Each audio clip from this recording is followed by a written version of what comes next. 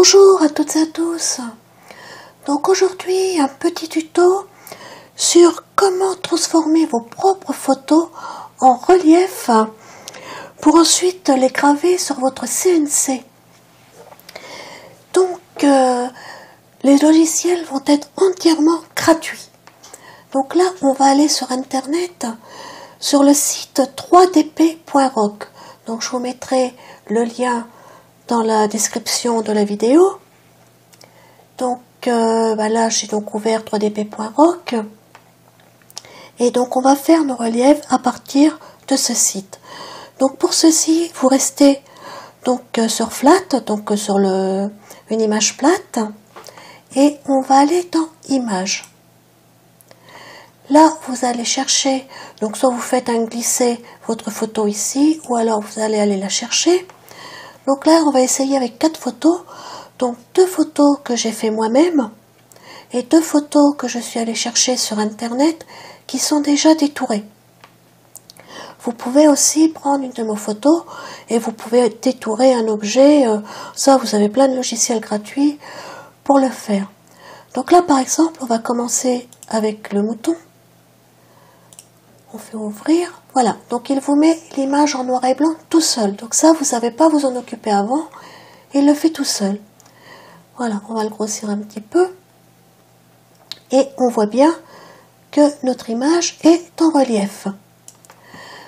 Donc on peut aller dans Setting, Image Setting, et donc là on a 2 solutions qui se proposent à nous, soit une image positive, soit une image négative. Donc il faut savoir que pour l'image négative, comme là ce qui est proposé, tout ce qui est en noir va être en creux et tout ce qui sera blanc sera en relief. Donc là si je retourne sur mon modèle, donc on voit bien que la tête de mon mouton, donc si je reprends mon image, donc mon mouton, la tête est blanche, donc ce qui est blanc donc ressort en relief. Donc là on voit bien que le relief est bien fait. Donc tout comme la laine du mouton, donc là tout est en relief. Les yeux sont plus foncés et ils sont en creux. Voilà. Donc si je fais l'inverse, on va regarder quand même. Là je vais mettre en image positive, je retourne sur modèle et là ma photo n'a pas changé. Il faut que je rafraîchisse mon image. À chaque fois que vous intervenez sur l'image, il faut faire rafraîchir. Donc là j'ai rafraîchi et vous voyez que la laine de mouton elle est en creux et que la tête du mouton pareil est également en creux. Vous voyez le petit rebord qu'on voit ici, donc là tout est en creux. Donc ça ce sera à vous de choisir le meilleur relief pour votre photo, positif ou négatif. Donc là pour le mouton, pour moi ce serait plutôt en image négative. Donc je retourne sur modèle, je rafraîchis. Voilà, pour moi c'est ce qu'il y a de mieux pour cette photo. Ensuite, vous pouvez retourner dans Setting, donc Model Setting. Donc la première ligne, Maximum Size, donc c'est la taille maximum que vous pouvez régler de votre photo. C'est-à-dire que la partie la plus large de votre photo fera la taille que vous aurez indiquée ici. Donc ça, on peut également le modifier. Je peux par exemple mettre 200 ou alors jouer avec le curseur pour monter ou descendre. Bon, ça va plus vite de le taper. Voilà, je retourne dans modèle, je rafraîchis mon image et là on voit qu'il me l'a agrandi sur la plaque. Donc là, pour que vous puissiez bien voir, je touche à rien, je retourne dans Setting, Modèle Setting, je vais remettre 100. Voilà. Donc je retourne sur mon modèle, je rafraîchis, vous voyez qu'elle a diminué. Voilà, donc un autre point important, donc dans Model Setting toujours, c'est l'épaisseur de votre gravure. Donc si vous mettez trop épais, la gravure va être très moche. Là par exemple, elle est à 2,3 mm, je vais mettre 5 mm. Je retourne dans mon modèle, je rafraîchis. Voilà ce que ça donne. Donc là, c'est vraiment pas beau du tout. On a des reliefs, bon ça fait même, vous voyez quand on le met comme ça fait des pointes. Donc là à graver, ça va être carrément une horreur. Donc même le mouton, bon, on reconnaît bien que c'est quand même un mouton, mais bon c'est pas top. Moi ce que je vous conseille, la majorité du temps, c'est pas tout le temps pareil, c'est de régler donc la hauteur de votre gravure entre 2 et 2,5 mm. Donc là, si je mets 2 mm, je retourne à mon modèle, je rafraîchis. Voilà, donc là mon mouton est beaucoup plus joli. On va l'essayer sur 2,5. Donc ça, ce sera à vous de faire des essais par la suite. Donc il faut monter avec l'ascenseur, pas facile de viser juste. Et donc on rafraîchit. Voilà, donc là moi je trouve qu'il est pas mal. Donc là, eh bien on va le sauvegarder. Voilà, donc il a été sauvegardé et on va aller voir ce que ça donne. Donc on retrouve notre fichier. Donc je vais aller l'ouvrir avec ma visionneuse 3D. Donc c'est un fichier STL. La sauvegarde. Donc on va changer de couleur pour mieux voir. Donc voilà. Donc on a bien notre mouton en relief.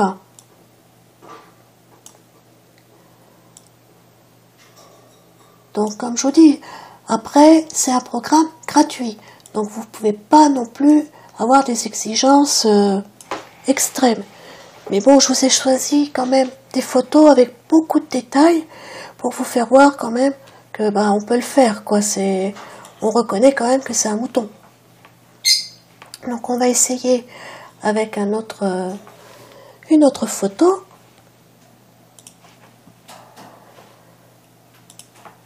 Alors on retourne ici dans Images. On va aller rechercher une autre photo. Donc on va prendre par exemple le petit moineau, ouvrir. Voilà. Donc là, je regarde un peu l'aspect qu'il a, les reliefs qu'il a. Donc là, ça me paraît pas mal. Je vais quand même essayer dans Image Setting de le mettre en image positive pour voir ce que ça donne. Ça coûte rien. Donc on rafraîchit.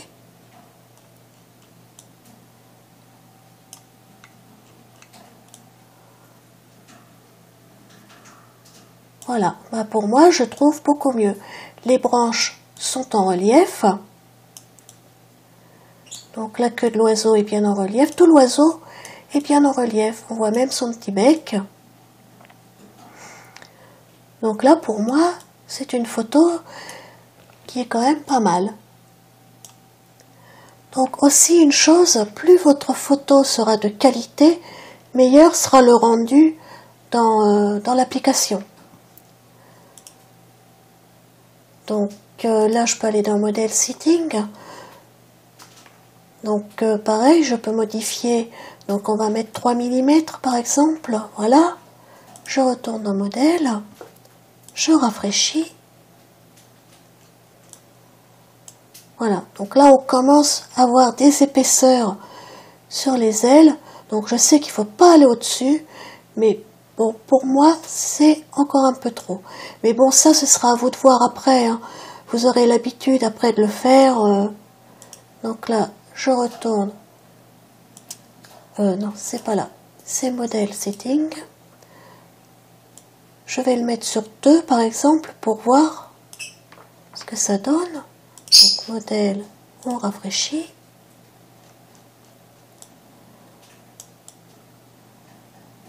Voilà, donc là on voit quand même bien l'oiseau. Donc on pourrait le laisser comme ça. mais j'ai quand même une petite préférence pour 2,5.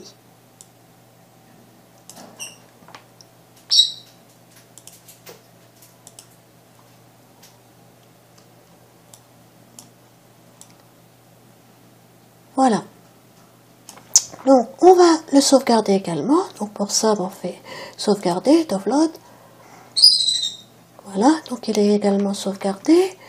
Maintenant, je vais vous faire voir avec des images détourées.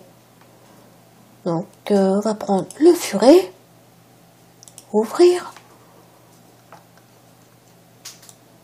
Voilà, donc vous avez quand même pas mal de détails. Bon, là, c'est une image internet, donc forcément, elle est moins nette. Donc, on a des défauts tout autour. Mais ça, vous pouvez aller les rectifier dans un autre logiciel qui s'appelle Meshroom. Donc ça, on va l'enregistrer également. Voilà, donc je ne vais pas refaire de modifications dessus. Vous avez compris le principe. Et on va aller voir la dernière image. Donc la chouette. Voilà, donc là, la chouette, par contre, là c'est l'inverse, comme elle a beaucoup de blanc, donc tout se retrouve creusé. Donc là, je vais essayer dans l'autre sens. Donc on va la mettre en négative. Donc on retourne sur le modèle, on rafraîchit.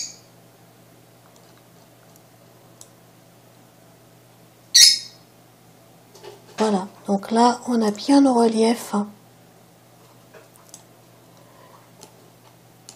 Et par contre, lorsque vous la mettez comme ça, on voit qu'il y a encore des petites pointes qui, pour moi, sont trop pointues. Donc la CNC, déjà, va mettre longtemps à graver ce genre de fichier. Et plus vous aurez de petits trucs pointus comme ça, plus ça va mettre de temps. Donc là, par exemple, au lieu de mettre 2,5, on va passer à 2. Bon, on va le taper directement. 2, quand il n'y a pas de virgule, ça va. On retourne en modèle, on rafraîchit. Voilà, donc on a toujours nos reliefs qui sont propres. Donc au niveau des yeux, c'est bien propre. Quand je la remets comme ça, on voit bien qu'on n'a plus ces pointes comme on avait tout à l'heure. Voilà, on sauvegarde. Donc là, tous mes fichiers sont sauvegardés. Donc on retrouve bien tous nos fichiers donc, où on a voulu les mettre, bien évidemment. Et donc là, on a des fichiers, ce que je vous disais, STL. Donc, pour ceux qui veulent des explications sur ces fameux fichiers STL, j'ai fait une vidéo, donc juste avant celle-ci, justement pour savoir ce que sont des fichiers STL et à quoi ils servent pour pouvoir les remettre sur votre CNC. Donc là, bon, on va prendre un exemple, par exemple avec la chouette. Je prends carrément au hasard. Hein. Donc, je vais transformer mon fichier STL en fichier CN pour pouvoir ensuite graver avec la CNC. Donc là, je ressors de là. Je vais aller dans Headscam. Vous pouvez le faire dans Easel, dans votre programme préféré. Hein. Donc moi, vous savez que c'est Headscale. Alors, donc là, j'ai dit que je prenais donc la chouette, donc qui est ici, ouvrir. Voilà, donc là, j'ai rentré toutes mes fraises. Donc, je vais vérifier les passes de mes fraises. Donc, pour cette chouette, je choisirai des passes de 2 mm pour ensuite faire des passes de finition de 0,25 vu qu'il y a énormément de petits détails. Donc on finirait avec une fraise conique de 0,25 mm. Donc avec une passe de 0,2 mm, ça paraît pas mal. Donc c'est sur du bois dur hein, en plus, que je tiens à préciser. Donc là, pour mon ébauche, je prends ma fraise de 2 mm. Pour ma finition, je prends ma fraise conique de 0,25 mm et je lance le programme. Donc là, je le sauvegarde. Et donc ce programme-là, Etscam, pardon, il est également gratuit. Il peut être, vous pouvez l'acheter. La seule différence qu'il y aura, c'est quand vous l'achetez, le calcul va un petit peu plus vite que lorsqu'il est gratuit. Plus vous ferez de calcul, donc plus vous ferez de fichiers CN, plus il mettra du temps à calculer. Bon, moi je l'ai gardé assez longtemps gratuitement et j'avoue qu'il faut faire quand même pas mal de fichiers avant que ça ralentisse considérablement. Bon, moi j'ai préféré l'acheter parce que je m'en sers très souvent et que c'est un logiciel que j'aime bien, on fait faire plein de choses avec.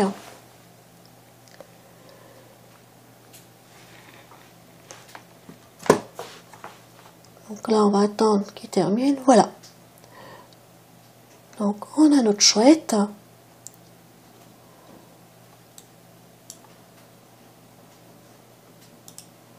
Donc je vais l'incliner un peu et là vous voyez qu'on a quand même pas mal de détails qui seront gravés. Donc là on va mettre OK.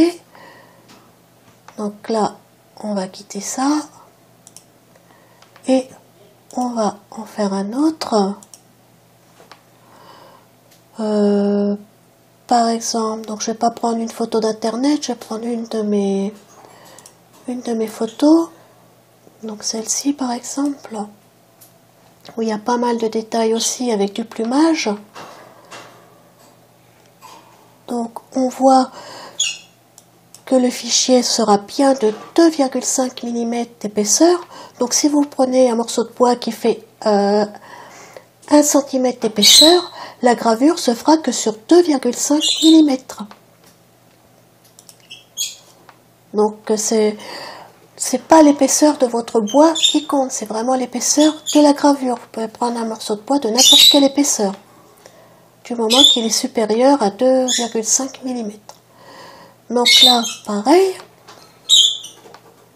on va prendre une fraise de 2 mm pour finir avec la fraise de 0,25 et on va programmer.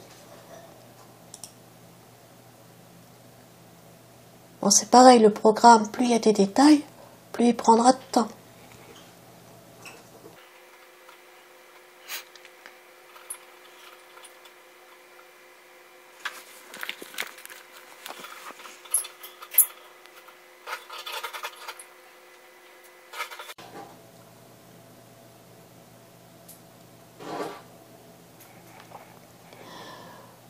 Voilà, donc là, on a bien notre oiseau que je vais incliner pour voir les détails. Voilà, donc là, on voit bien qu'on a pas mal de détails. Incline encore un petit peu. Donc, on a quand même pas mal de détails. Bon, après, ça reste, comme je vous disais, un logiciel gratuit. Donc, c'est sûr que vous n'aurez pas les mêmes résultats qu'avec un logiciel payant. Donc, pour ce tuto, ça va être terminé. Je vais vous faire un autre tuto, donc qui sera toujours pour faire des reliefs à partir de vos photos, avec un autre logiciel gratuit. Donc là, ce sera vraiment un autre logiciel, ce ne sera pas un site internet.